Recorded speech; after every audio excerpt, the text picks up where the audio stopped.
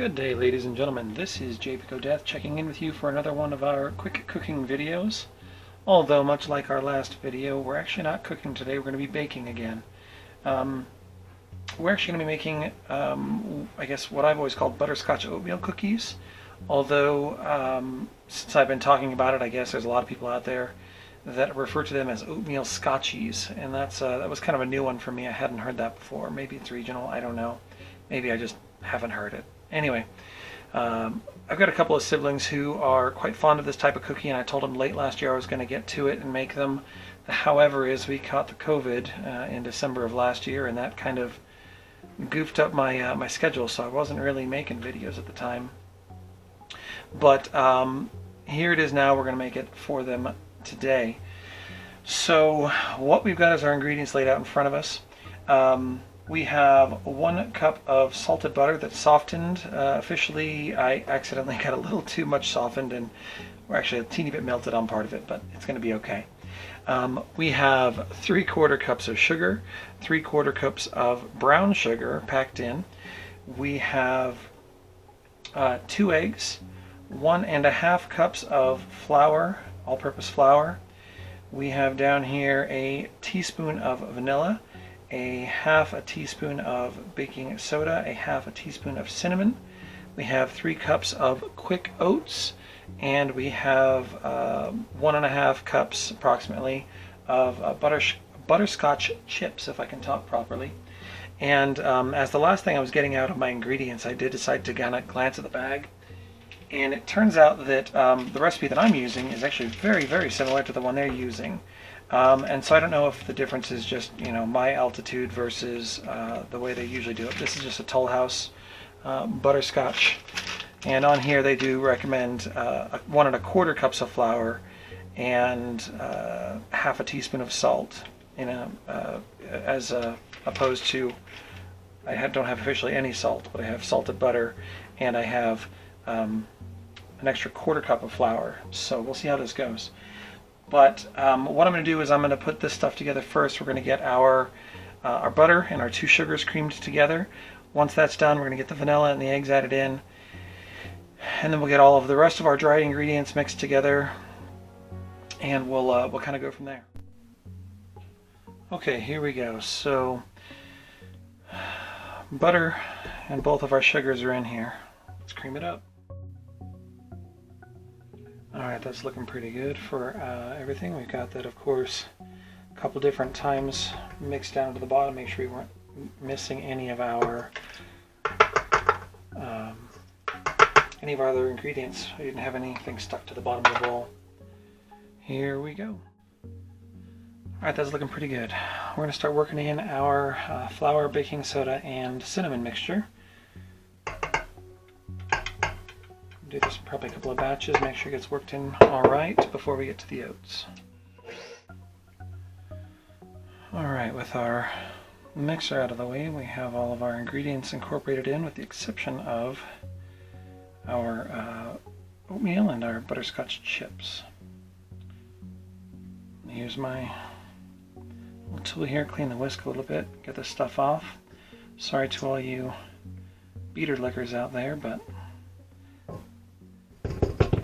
I don't like to leave it behind. Alright, from here we're working by hand. So we'll probably do the oats in 2 different batches. Once we got those stirred through, then we're going to do the chips next. We are going to want to stir these basically just as little as we have to get everything mixed together.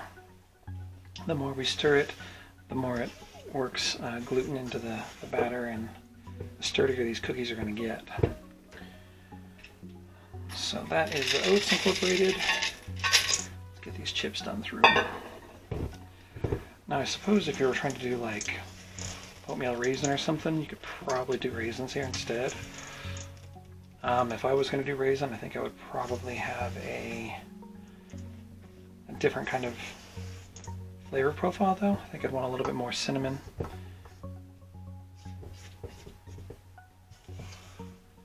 that's just me.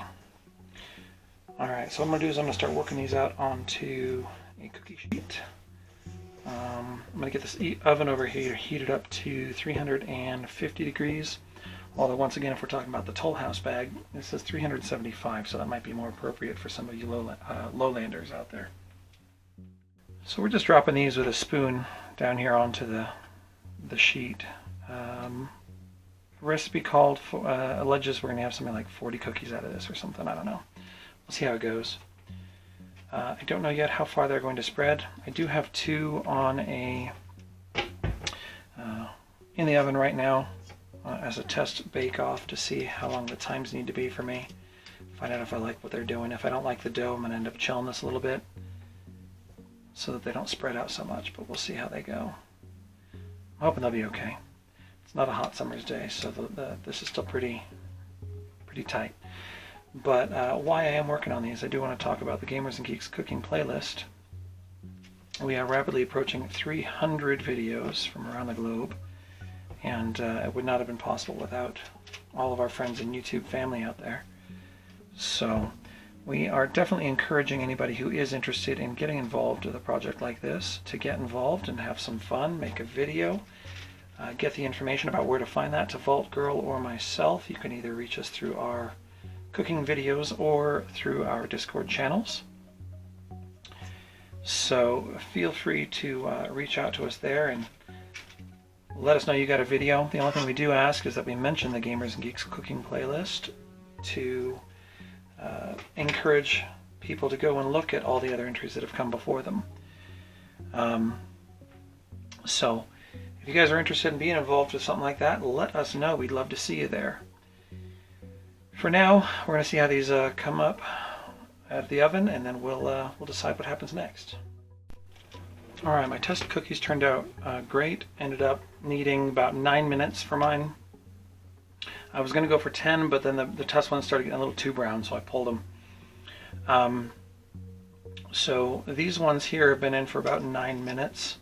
I've been sitting out on the tray now for a couple as well, so they're starting to firm up. We need to let them sit for a couple minutes before we can move them.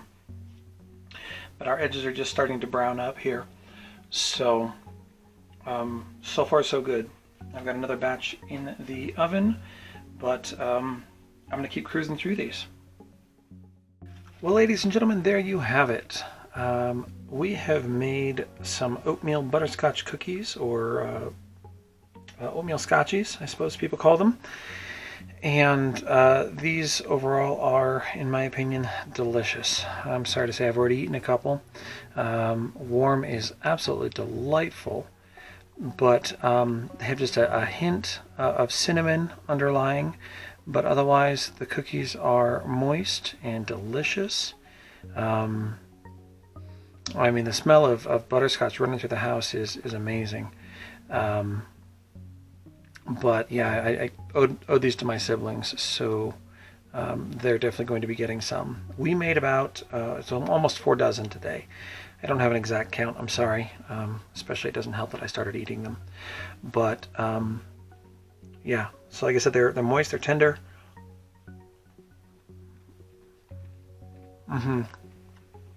They're very, very good. So for me, these cooked about 9 minutes at my 350 degree mark. But once again, that may be having to do with my altitude more than anything.